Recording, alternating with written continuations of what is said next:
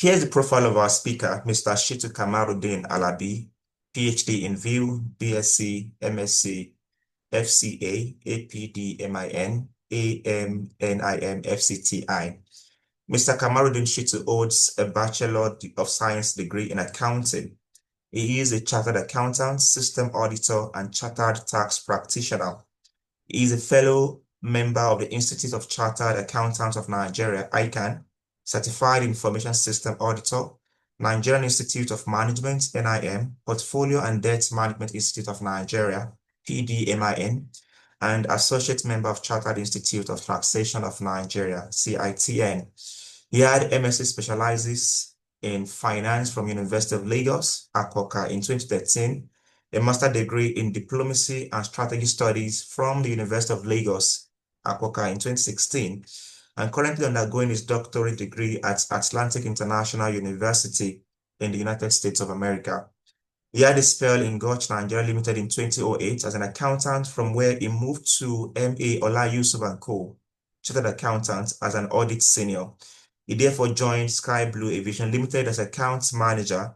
He later moved to Greater Washington Capital as a senior revenue accountant and became the head of finance and accounts of the organization that same year, a position he held till 2015 before he floated Bridgeworld Consulting, now Bridgeworld Professional, as a founder.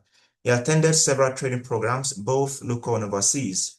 At M.A. Ola Yusuf & Co., he was a lead consultant in charge of statutory audit, due diligence of several banks, insurance, and other financial institutions. Kamaruddin has extensive diversified client services experience in tax, auditing, corporate finance, financial reporting, and business process control/compliance for specialized industries, including insurance, banking, manufacturing, energy, multinationals, and public sector, to mention but a few. He is happily married with kids. Ladies, gentlemen, distinguished guests, please join me to appreciate our guest for today as he takes the floor to deliver the maiden edition of our webinar for this year. Sir, you have the mic, please.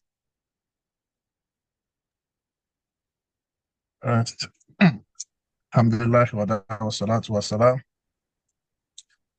ala Rasulullah Karim sallallahu alayhi wa sallam ba'd. Assalamu alaikum wa rahmatullahi wa barakatuh. Wa alaikum assalam wa rahmatullahi wa barakatuh. Now, first and foremost, we give thanks to Almighty Allah for the gift of life and making it possible for us to be on this call and in the midst of my fellow people in Deen. So I appreciate the opportunity given to share from the little knowledge which Almighty Allah subhanahu wa ta'ala has bestowed us with.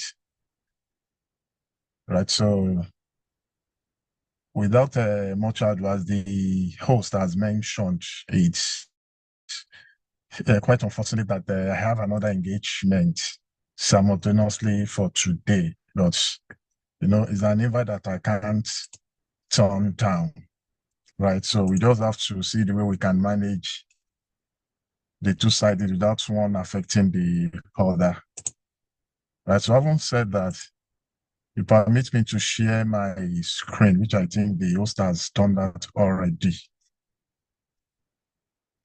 All right, it's just going to be a very simple discussions, and that we appreciate to be more of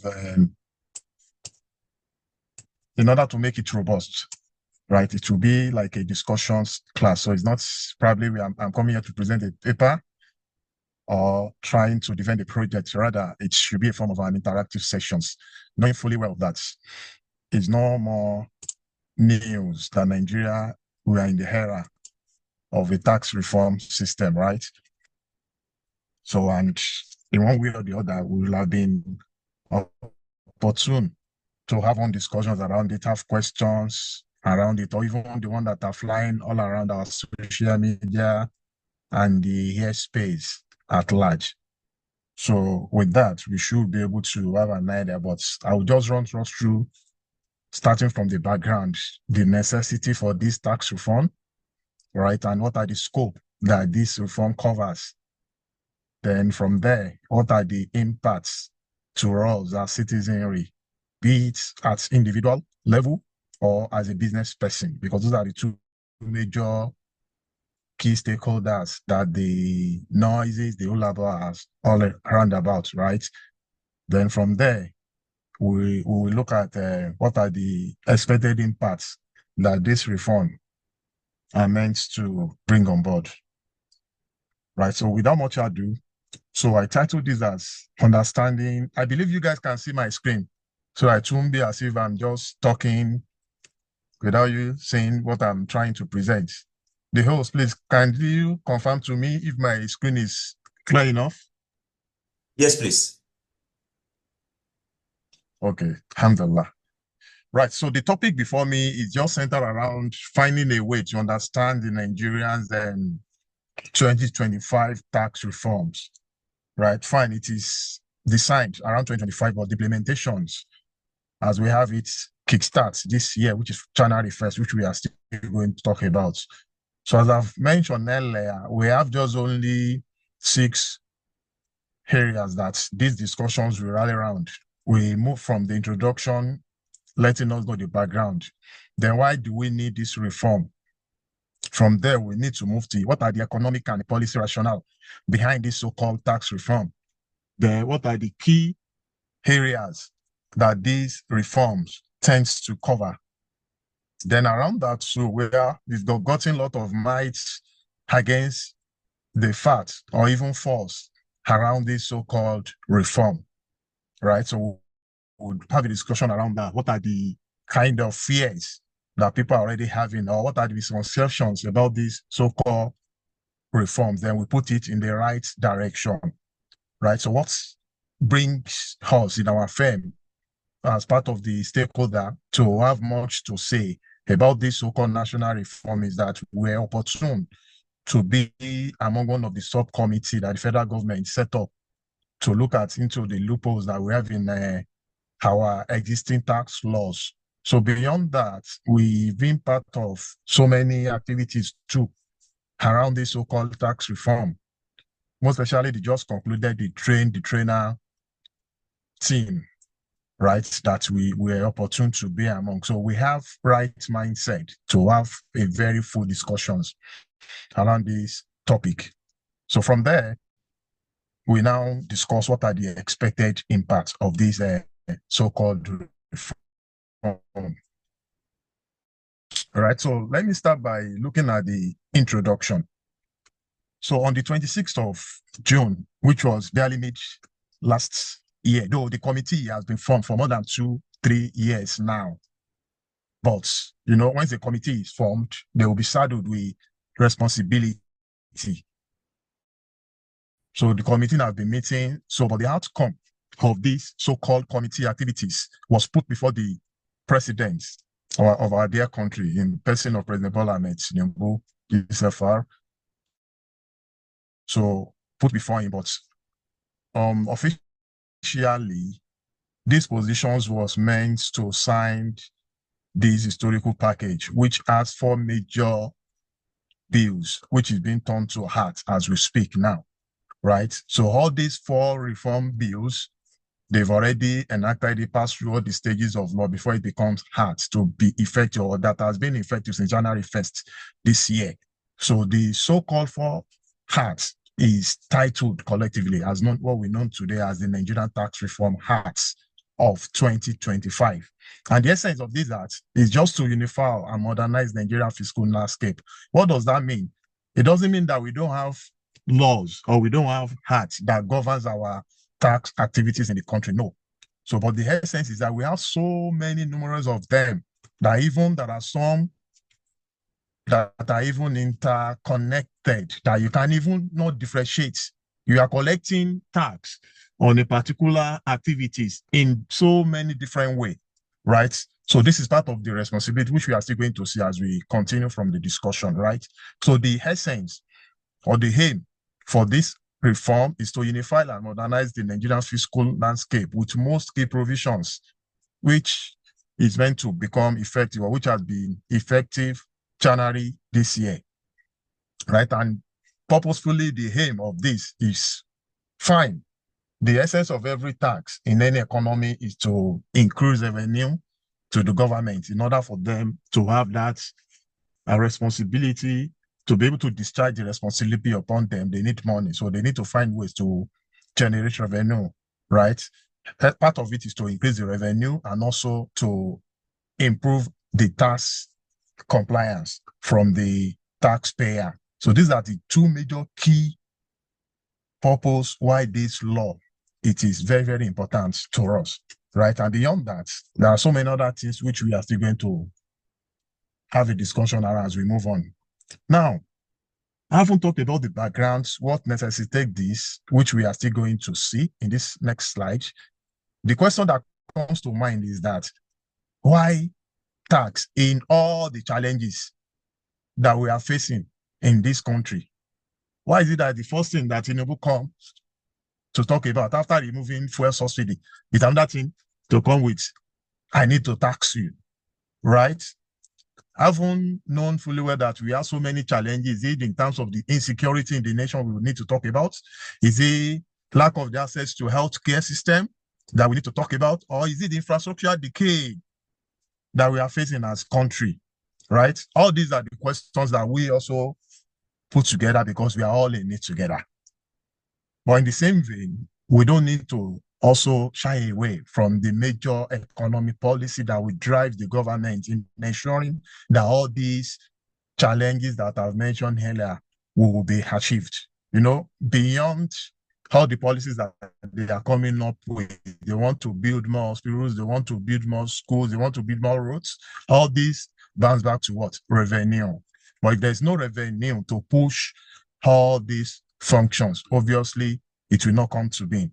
So that is one of the major challenge that the government faces with. How do we generate revenue in order to put smile in the faces of the citizenry, which directly or indirectly gave birth to the reform in the tax system, right? So as you can see from the slide, the first question is, why the reform? So I look around, okay, let's see, have a look back to our pre-reform reality. What are the things that we are facing when it comes to tax?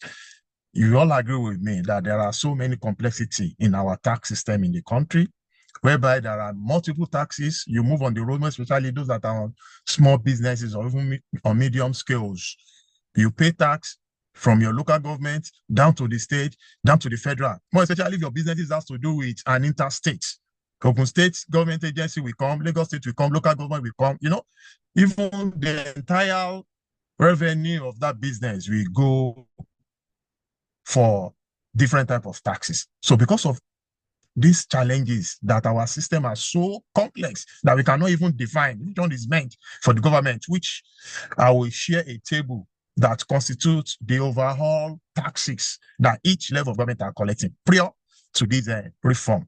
But apart from that, our tax system also is unconducive for growth because of the challenges I've highlighted. Businesses, you will see small businesses start up within 6 months, 3 months to put. They are no more in the business because of what? The environment is not conducive for them to travel, right? And there are so more excessive tax burden on businesses, meaning leading to business collapse. We hear the history of business being packed up, leaving Nigeria to labor in Africa country, right? Due to all this economy that is not conducive for them to travel. Then in the long run, it all bounces back to us an individual, whereby it leads to our system taxing poverty. There are capital investments in which we are using an archaic laws and ambiguous provisions. The laws that people that we even inherited these tax laws from have moved on away from it. So many years, we are still trying to rally our business around this, which in essence lead us to nowhere. Now, what are the reality that this reform is meant to put in the face of us as citizenry? So our key point as a member of the committee is that whatever this reform is bringing, it must be very fair enough. It must harmonize what we have. We are not bringing new taxes, rather we are reviewing the existing law. How can we harmonize them? People are paying so much, even to some extent, people are paying through their nose So how do we reduce this tax in essence? And even we will not be taxing the poverty sector of the economy, whereby it will lead to ease of doing business. There should be transparency, and in all, the economy should be able to develop, whereby we have more businesses that will be coming on board, expansion of businesses, branches here and there. There are easy access to fund of doing businesses, and indirectly, the disposable income of an individual will be highly increased. So that is the reality that we are posing this tax reform to look like, right? So as I've mentioned, this is just a typical table of what contain the various taxes available to us prior to this reform. As you can see, I try to classify them into three arms of the government that we have. The federal government alone, we have a different 17 type of taxes that they are collecting prior to this reform era. State government alone, we have 25, more than 25. I just tried to pull out this. And local government too on their own come up with almost 21. So by the time we put all this together, we should be talking about almost 70 different type of tax in just only one country. And from the work that has been done behind the scene, we notice that there are some of these taxes that they are interwoven, that are even repeated in nature, right? So that is the essence why this reform is very, very important. And the government is very saddened. In fact, it was even saddened that how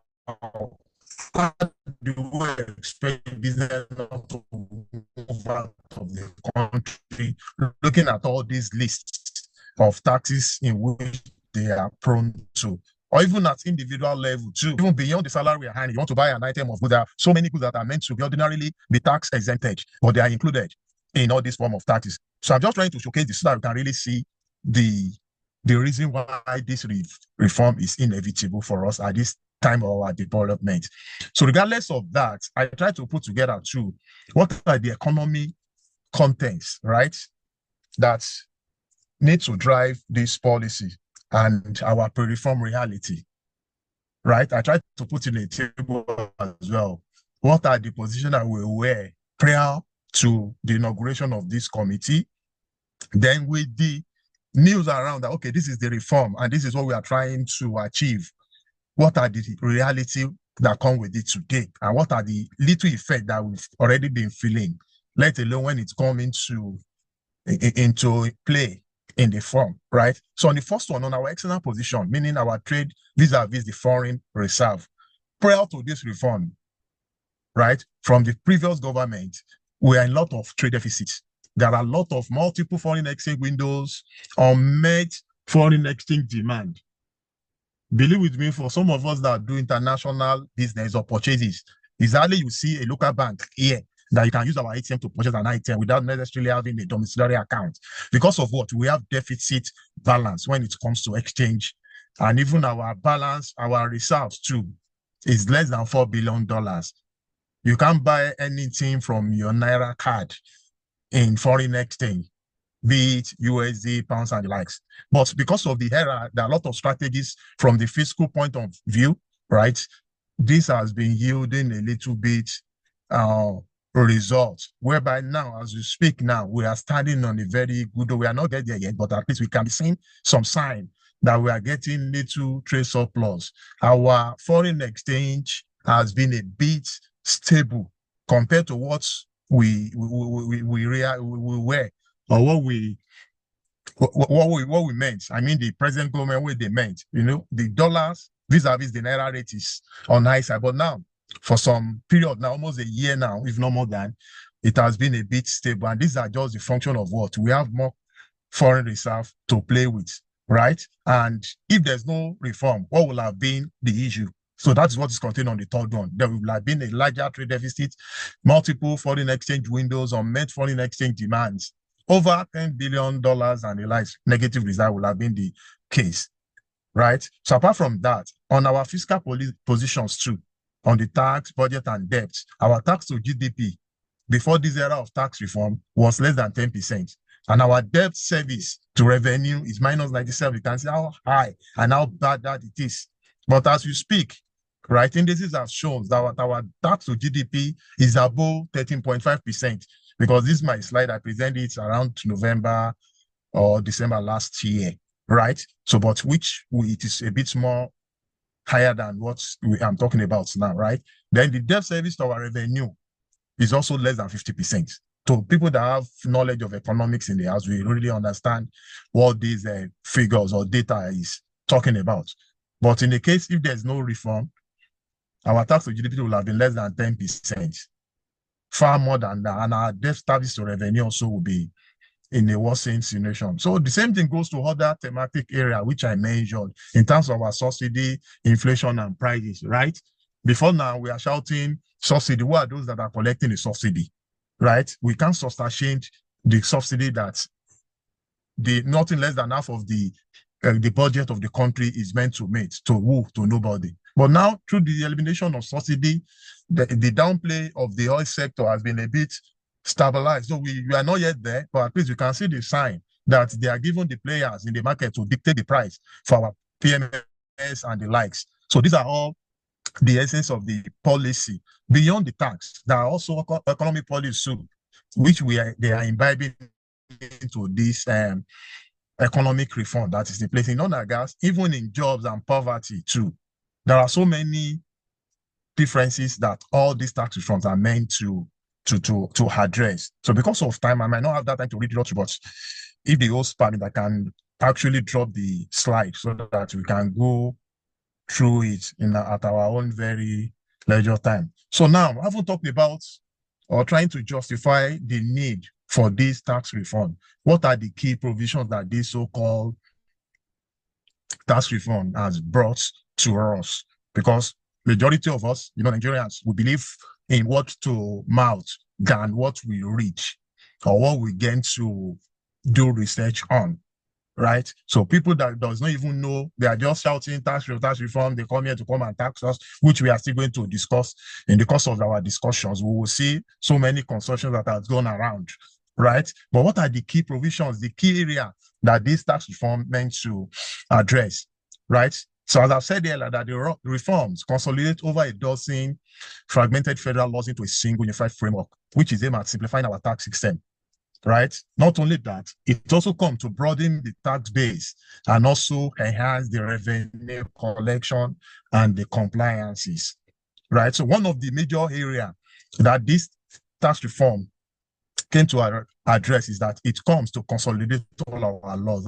That's shared with you earlier. You see the table, the number of taxes that we have in the country from the three arms of government, local government, state, and federal. So that's one of the key things that this tax reform came to address, meaning that the PAN registration, which is the Nigerian Tax Act, repeals is one of the 4 acts that was signed into law by the president last year. So one of it is establishment of Nigerian Tax Act. And what does this come to do? It comes to repeal and replaces laws. It's not that it's bringing a new law, rather repeals all these our old laws. Every type of our tax has their own separate act. Why do you have to go that route?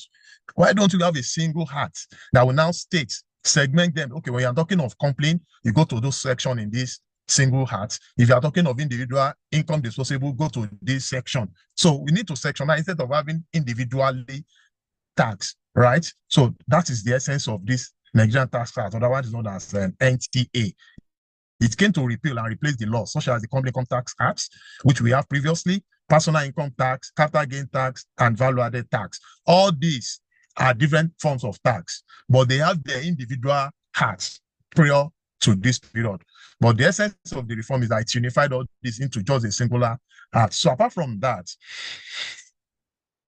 another issues that this reform also came to address is that the rename of our revenue body. It's not that probably they are bringing in a new revenue body or taking the responsibility. No, rather, there are so many other loopholes in which the revenue of the country, of the nation, is being loosed out to. So they now bring all this aspect back to the formal Federal Inland Revenue Service, now known as the Nigerian Revenue Service, right? So beyond that, the FRS has been changed to NRS, and the formerly known Joint Tax Board has now been renamed as Joint Revenue Board, which the aim is to coordinate the federal and state and local government authorities. Fine, because of the concept of independency, right, that we practice that, okay, local government should be able to generate their own internally generated revenue, that of the state and federal government, but still, one should not overlap others. You cannot tax an individual, for example, under the same federal government, from different states, from different government, 3 types of tax. There must be a uniform tax that, okay, once I suffer it at federal level, I don't need to repeat such tax at state or local government level. That's the sense why we have this joint revenue board. So whatever it is called tax that state come up with, local government come up with, or federal government, it is this board that will come and unify. That's okay, fine. Instead of we collecting 3 different tax, why not collecting one? Then we now share it among these 3 major agencies. So that is the essence of DRB in essence. So apart from this, there's also an independent office of the tax ombudsman, right, which has been created to handle taxpayer complaint and this. Before now, if you have any issues as a taxpayer, you don't know who to approach. Fine, in the previous law, there are a lot of mediation processes and the like, which even take time before it is being resolved. But now, with the advent of this tax reform, you have an office that you can also channel your complaint to, and they take it off from there, right? So that is the second provision, even more than a little bit, if I can call it that way, more especially for our small business owner. So there are a big change in our complaint tax charges. Like now, small companies who has an annual turnover of 100 million naira or below are exempted from paying taxes in entirety, be it company income tax, capital gain tax, and also even the new development levy, now 4%, you are exempted from paying. So far that what you are doing in terms of your turnover annually is 100 million or below, right? Then apart from that, for even big companies, the corporate CGT rate for large companies now has been increased from 10% to 30%, and a minimum effective tax rate of 15% applies to large multinational and domestic corporations. I'm still coming, I will give us a bigger, clearer picture of this implication on this, be it to an individual of or a corporate body as we move on, right? I'm just trying to highlight the provisions that this tax reform has.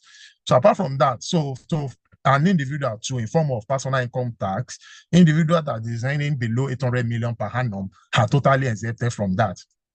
Right, and even if you are on a minimum wage, which is pegged at 70,000 naira now.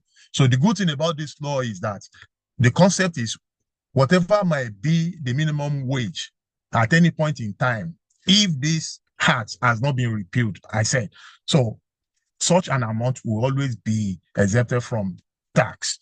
Let's, for example, tomorrow morning, President Bola Ahmed Tinubu and the union leaders they increase it to 150,000. So if you're earning 150,000 and below, you'll be exempted from paying personal income tax. That's the implication of that concept. But as it stands now, 70,000 below or your disposable taxable income as an individual is 800 or below, you are exempted from paying tax. So apart from that, there's always a new progressive tax structure, right, with the rate ranging from 0% to a maximum of 25% for high earner, right? And it's also introduced the 20% rent deduction, which this is capped at 500,000 for eligible employees to ease their housing costs. We'll see the implication of this in the next slide.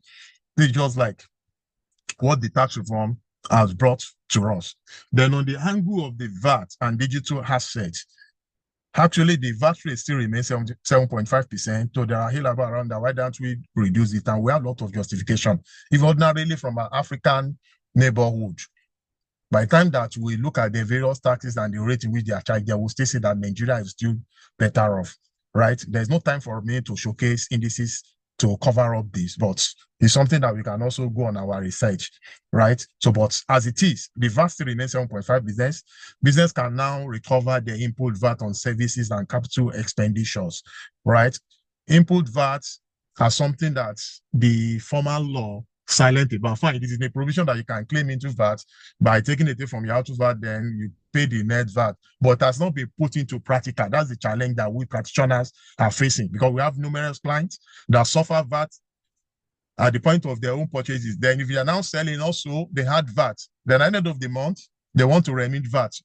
Normally, what the law provides for is that you take away your input VAT from your output VAT. So whatever the net is what you pay to the government. But the tax authority because of their attitude, business were unable to claim that. But as I speak, the tax reform has come to address that, even from inception, because everything is digitalized now. You don't need to walk through any office before you can claim your input VAT.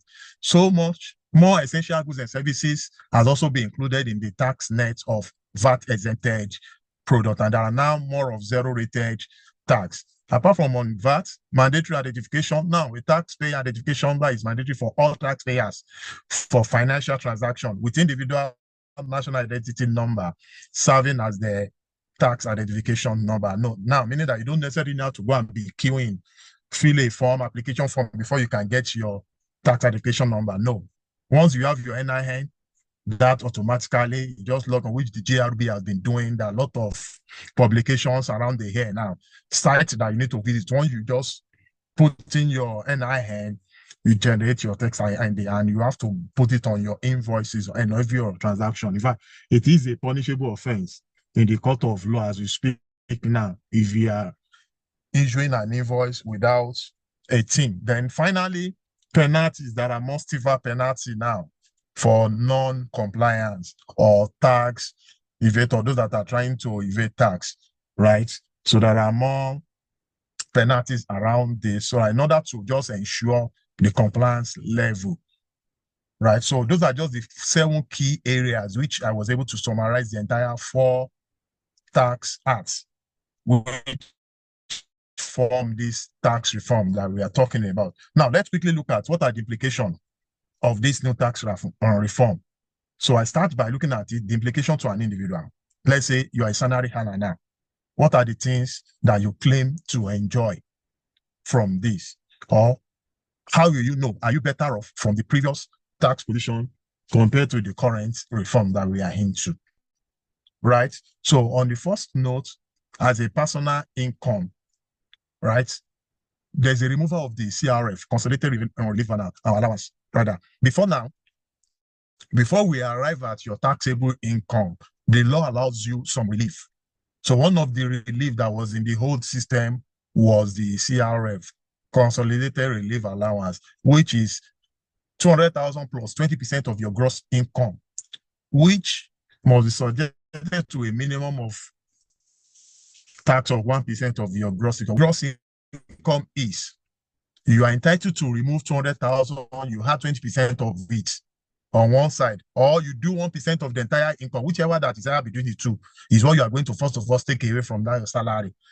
You are earning 1 million, for example, as a salary earner in a year, because tax is being computed in a year before we now segment into a monthly period because we earn period. So, but when you are doing the computation, you do it on an annual basis. Then you can now divide by 12 to know what you will pay at the end of the month, right? Because you might be looking at 200,000 plus 20%.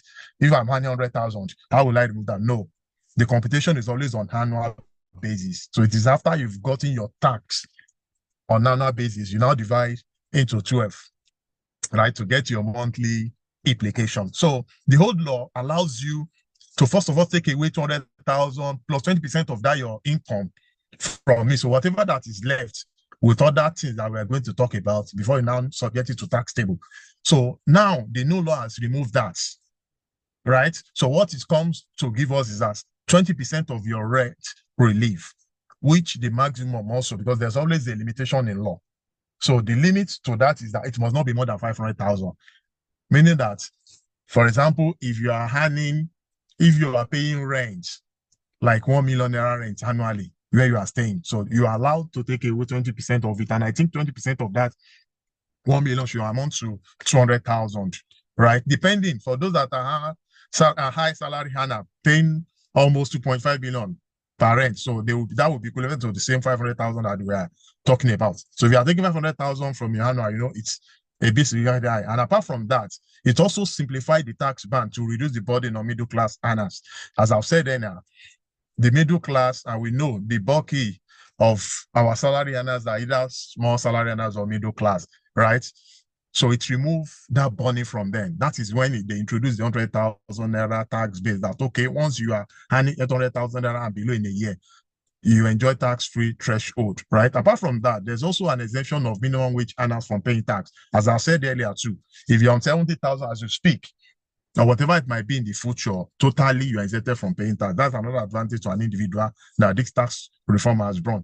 Then also, deduction of your pension contribution, your NHF, that is your National Housing Fund, if you are on any, the National Health Insurance Scheme contribution, all this contribution also, you are allowed to take it away from your annual salary, right, before you arrive at your taxable income.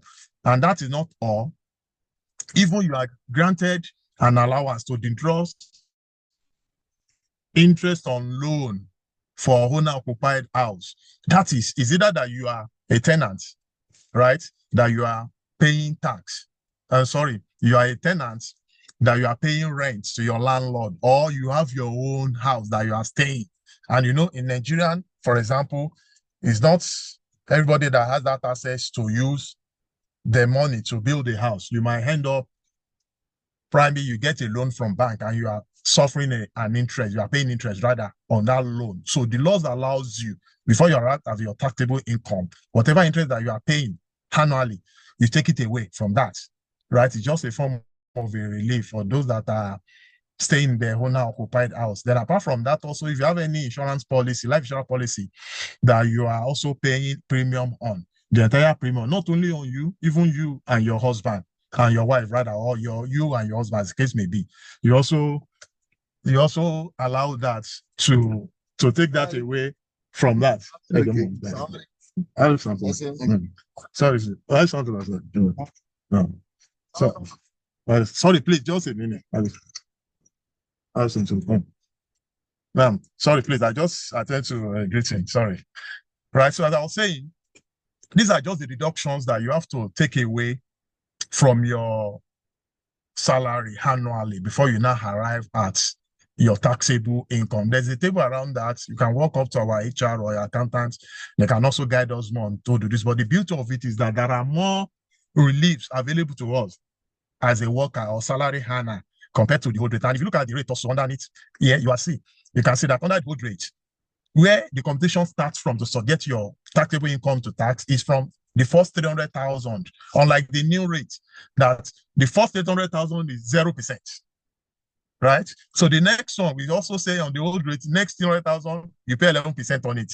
But the next, before you start paying tax, it is when your taxable income is above 800,000. And like that, which the rate also states. We will still have access to this and get more understanding about what we mean. So in essence, these are just the reliefs that the new tax law has brought into play compared to old one. I'm just trying to compare the old with the so that we can see the beauty of this tax reform as it affects us as individual. Now, let's quickly look at what does this effect does it have on company or a corporate entity. So I also have a 7 thematics area which I use to differentiate between the old provisions and the new reform that we're talking about. For small companies, the definition and the exception that is available to them. Before now, in the old provision, small companies are regarded as a company that has a gross turnover of 25 million naira or less, right? But now they've increased it to 100 million. You can see that margin,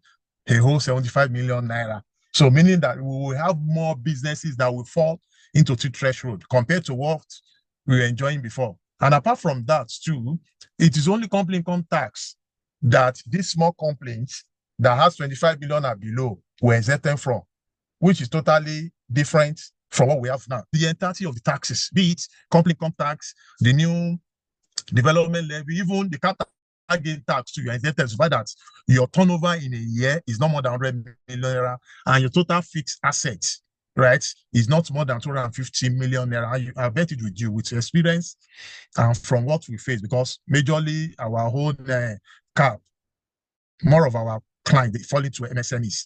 So, and I can tell you for free, not less than 50 to 60% of MSMEs will fall into this, which they can key in. So indirectly, the business will run when you are handing on not paying tax for your business at large. So obviously, it's a very good win on your part. So apart from that, for a larger corporate tax rates too, I try to differentiate from the old provision and the new one. For the larger corporate, the standard CIT rate is 30% for large companies. That's for old provision. 20% for medium companies, while 0 for small companies, as I've said.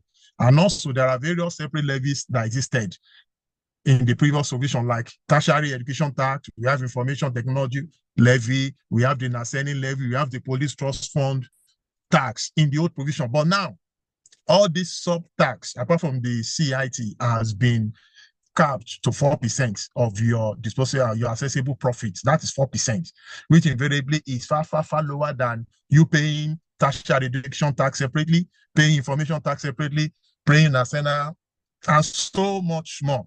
Right? So there's no more medium-sized categories. Either that you are a large company or you are a small company. And what differentiates that is your turnover, annual turnover, 100 million and above, you are a large company. Below, you are a small company, which is totally exempted. So apart from that, even the tax rate, as the tax reform presented to us, presently we start with 30%, which take effect from this year, January 1st. But as we are looking at it, and from the provisions that we have in the Act, there's every tendency that this 30% will reduce by the time that we'll first see the first phase of this tax, of what effect does it have?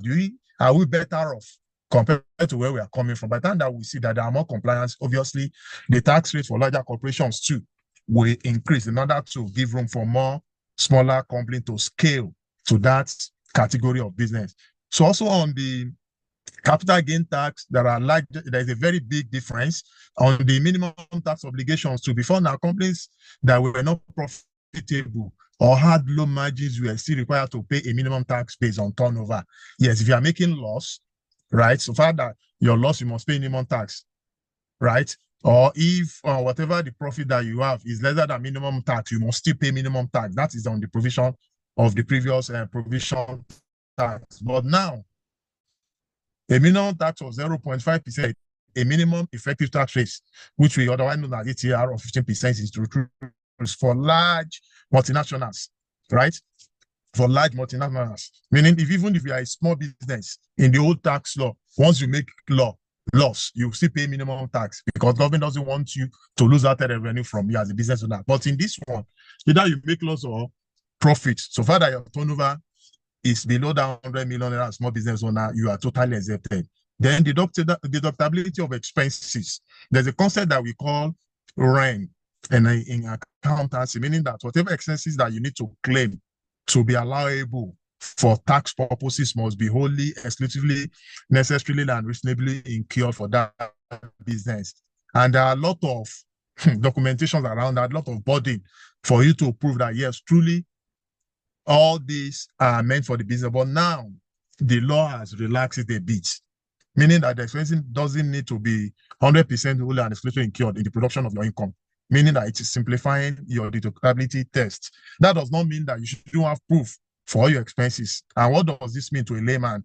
You can't just disclose all your turnover to the tax authority that, okay, this is what I make in a year. You have to also claim to them, in getting this revenue that I'm declaring, these are the costs that I incur. And basically, in accounting parlance, we have two classifications of our costs: direct and indirect costs. So your direct costs, you take it away, and also your indirect or administrative or overheads, as the case may be, you take it. But all these expenses must be justifiable. And before you can justify it under the old provisions, you have to prove beyond doubt that, yeah, this is truly incurred. But now the law has a bit relaxed on that, right, compared to what we're experiencing in the past. And also the concept of the VAT, be it input and output, which I've explained in the previous slide. Then the tax administration and technology.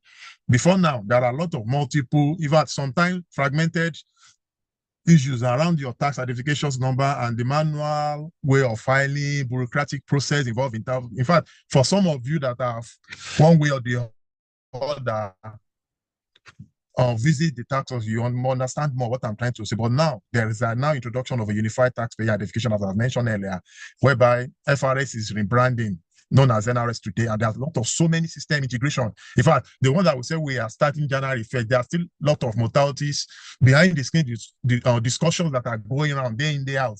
I was in a meeting up to 12 a.m. last night on this same modalities too, because they have to tailor it down.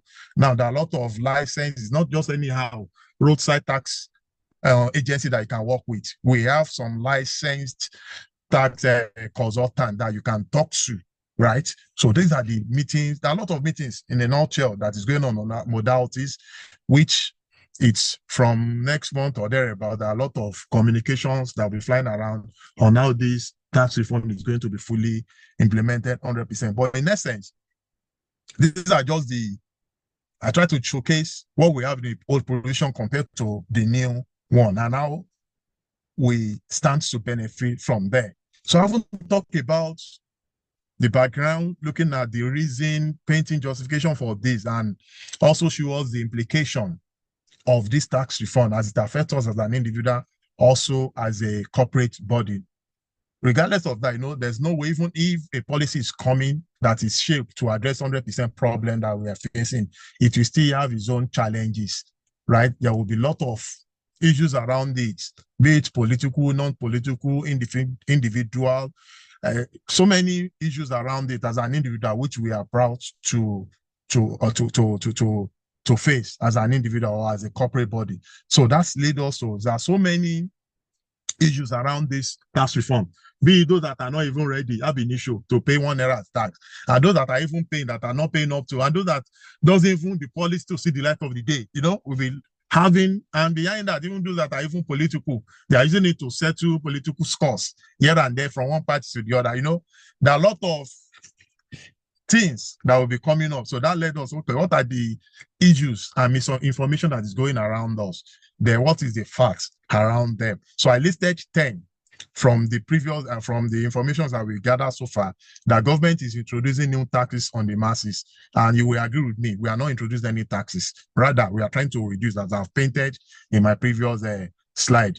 Then another issue is that your blank account will be debited from January 2026.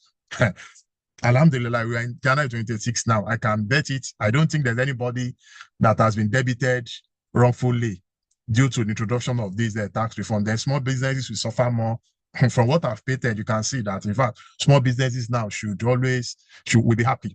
Then state are losing revenue, which is a lie. Tax reform is your revenue grabbing. Nobody is here to grab your revenue. I think areas that we, tax practitioners, also, we are just trying to hammer whenever we are in that forum discussing with them, is that the government has really lost trust in the citizenry. So what are the ways that they need to prove to regain that trust? Because what a typical taxpayer outside we have to is that you ask us to pay tax. Fine, we understand you want to reduce, you want to do this, but even the reduction that you want to be collecting too, what do you want to do is for the one you've been collecting, what are you doing it for? So meaning that the trust is no more there from citizens, but from the promises, the policies around that, I think over time, this will change. So apart from that, there are a lot of issues also that even minimum wage earners will pay tax more, which is not from what I've explained. Then the gift and remittance will be subject to tax. Not at all. Every gift is tax exempted. Nigerian diaspora will be taxed. No, we want something about tax, which I think I failed to address, is that tax is not just paid in everything that you do. No, it's either you earn a revenue or you earn an income. Tax is being subjected or is a function of your income. If you don't earn anything, you are not meant to pay anything. If you are not working, you are not earning salary, we can't tax you. That is why they will say, okay, like all these pensioners too, all what you are collecting at the form of your pension, right, is tax exempt. So that is why you will see anything that has to do with health, major government responsibility, health, education, family, as the case may be, all these are exempted from tax. And you can see from when we are calculating the taxable income for an individual, that is why that reliefs were available, so that the basic needs of citizens are not in any way affected by this tax concept. So assuming that there is a time, we'll have gone through the VAT tables. You will see all those items that were VAT exempted, basic food items, educational system, or service, as the case may be. So basically, don't let us be part of the people that everything is being taxed. No. It's only income, right, and the likes that is being taxed. So that will take us to what are the expected impacts that we got to benefit. I won't showcase the concept around it. As a business owner, we expect that the risk involved in running business should be drastically reduced because there's the elimination of minimum tax on capital, certainty of tax treatment and tax ruling, statute of limitation. Apart from that, we're expecting lower tax burden, more especially for companies or businesses that are small now, reduce of tax rate, amortization of tax, lower WH and faster tax refund in terms of your input and output as the rights may be. Then competitive tax regime, your input VAT credit and tax credits are available.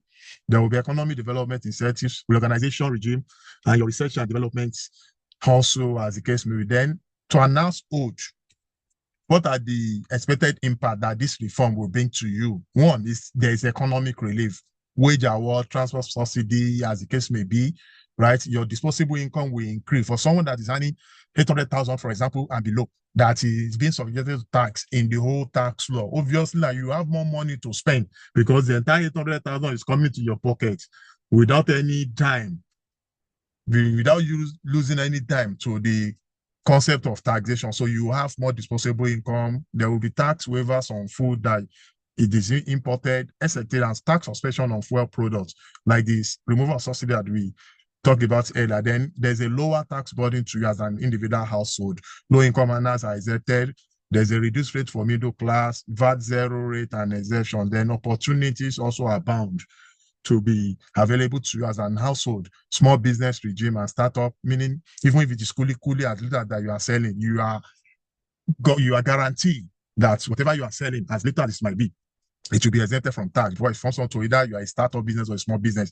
Then there's a remote job facilitation. You know, when there's more businesses, you can do remote job. An individual that is a salary can even work simultaneously in 3 or 4 businesses, animal income, then tax breaks for investment income. Then to governments too, because they are the three major stakeholders that this affects. Only that the government are the one that collect this, but still they are plowing back to the economy. There will be economic growth.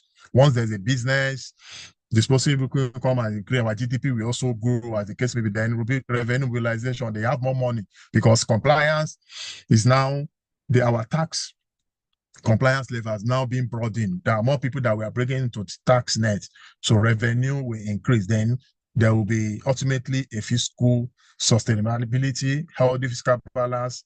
Our external reserves will also increase. Then our debt to equity ratio will also be something on positive side. So these are just the expected impacts that we are expecting from this tax reform. Obviously, there's nothing that comes easily, right? But I believe with the right tool in the right directions and our level of compliance and understandings, I believe we are going to get there. For an advanced nations that have been doing this for over the decades and they are seeing results, I believe Nigeria will not be an exemption. So once again, thank you so much for this opportunity to present this my little slide. So I say, Jazakumullah khair, assalamu alaikum wa rahmatullahi wa barakatuh. Wa alaikum assalam wa rahmatullahi wa barakatuh. Thank you very much, sir, for that very comprehensive lecture. I sincerely appreciate you. Thank you most sincerely. I know you told me you want us to wrap this No, up by 30. So I think we have about uh 40 minutes with you. So do you still have that 40 minutes to spare, sir? yes, I can spend extra 14. Probably if you still have more questions that can throw us beyond that time, probably if there's a way in which we can coordinate and have them, then I can answer them later, be it a form of voice or even a text, if you don't mind. Okay, perfect. So we just move straight to the question then. Somebody's asking that, please, can you clarify between no, sorry, people would like to see your face first. If you can oblige them, please. So somebody wants you to please clarify accessible income and gross turnover for businesses. Gross income and accessible profit, right? Accessible income. The income is the word the person used. And gross Okay, turnover. accessible income and what, please? And gross turnover. Okay. All right, no. Let me start from the gross Okay, turnover. person is That saying one access. is more or less like your annual. Okay, assessment profits. Yes, assessable profit, yes. Okay, assessment profit and gross turnover. Yes. Yes, gross turnover is your total sales in a particular period, meaning what you've been selling cumulatively from day one up to the period that you determine for yourself. Maybe you want to look at your gross sales in a month. So what you've been selling from day one, you put them together. That is your gross sales, right? Then on the accessible profit here has to do with your gross sales. You've removed your direct costs, then all your indirect costs in terms of your administrative expenses, other overheads as the claim. So whatever you now have is what is called your net profit. So it is that net profit that you now subject to your tax competition. Then before you now assess your accessible profit, now there are some non-cash items that you need to add back, or disallowable expenses. You add back those disallowable expenses. Example of that is like your non-cash items, depreciation. You have your depreciations already computed, right? And because you'll be claiming what we know as what's it called? There's a concept that we call indirectly, that you have your depreciation that you charge, you add back to it. It's just escaped my mind. Maybe when I remember that I will chip it in. So there are so many other disallowable expenses. An example of that is that some donations that you do that are not to a recognized NGOs or third party, they will add back to it. Or there are some expenses that you don't have proof for. So by the time that we added back all these allowable expenses, so that your profits that you declare, so we now have your accessible profit. So that is what will be subjected to tax. That's just the simple, what's it called? Difference between the accessible profit and gross turnover.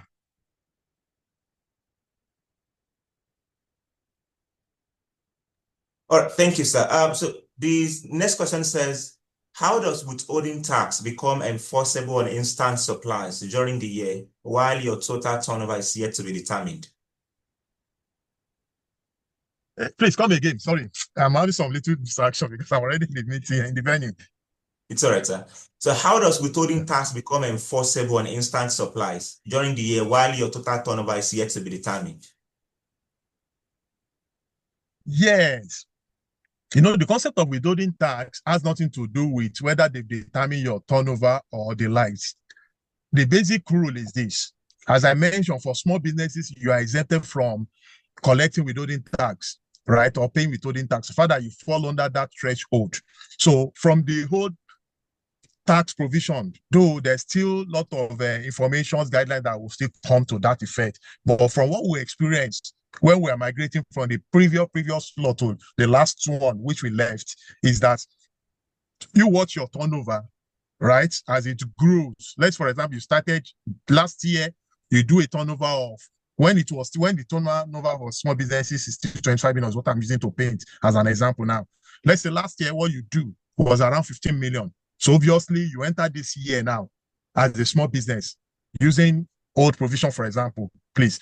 Then you now grow this year now. You are now saying, my turnover has grown more than that 15 million I did last year. So immediately you hit that 25 million naira. So definitely you are no more a small businesses. You start withholding. So also your clients, your third party that are dealing, you can also withhold on your behalf, right? So it is a concept that once you reach, but if you are obviously not in that category of small business, as we speak now, if your turnover is far above 100 million, so your turnover has nothing to do with when you will start suffering withholding. So immediately you charge withholding, and they also collect withholding tax on your behalf, right? All right, thank you, sir. The next one says, on the issue of refund of input and output VAT, would this be on monthly or annually? And for now, as I've said, there are a lot of modalities that are still that will still come on board. The plan is a very top tier. As I said, we're in a meeting up to midnight last night, trying to see the modalities around it. It's just that, Nigeria, for example, may Allah forgive us, with our policy, some assault. All these modalities is what we ought to have even planned around. But because of the delay and the politics around it, and you believe me, even that last year, before this bill can pass through the readings in the National Assembly, it takes a lot.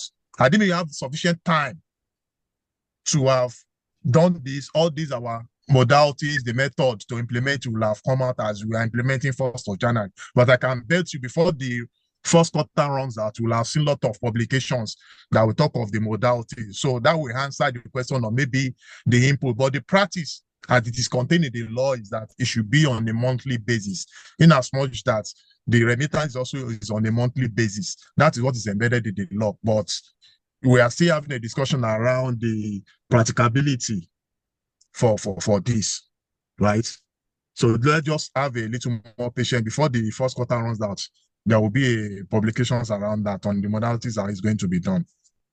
Thank you. All right. Thank you, sir. As a follow-up to the question on accessible profit and gross turnover, the person is asking, does this mean that 100 million bandwidth for tax is only on accessible profit? No. 100 million band is on your turnover, not profit, please. Okay, all right. It is categorically stated on the slide. It is on turnover, not profits, meaning your sales value, right? You might sell a product or render a service that costs 50 million naira, for example, at a start, and the profit that you have there is 10 million, for example. So the law captures you in terms of the total on your sales value, which is 50 million, not 10 million as your profit. No, the concept of the small businesses is on turnover, not on profit. Please don't mix it up. All right. The next question says, can you please clarify how the new reform will help businesses with different branches in the same state or different state of different taxes under each locality? For example, when a business has a branch in Ikorodu and that one on the island, and the company is being subject to different charges from the different branches. Well, I don't really understand the tax the questioner is looking at, because I don't see any tax in terms of business that you suffer in different locality within the same local government or states. But when you're talking of the general tax in terms of your company income tax or value-added tax, these ones are just like a gross of everything that you sell, regardless of the region you get your revenue from, right? So it's just like you are running a branch account. So your total turnover would be a concept of every sales that you have in that year, regardless of the region or locations that you generate the revenue from.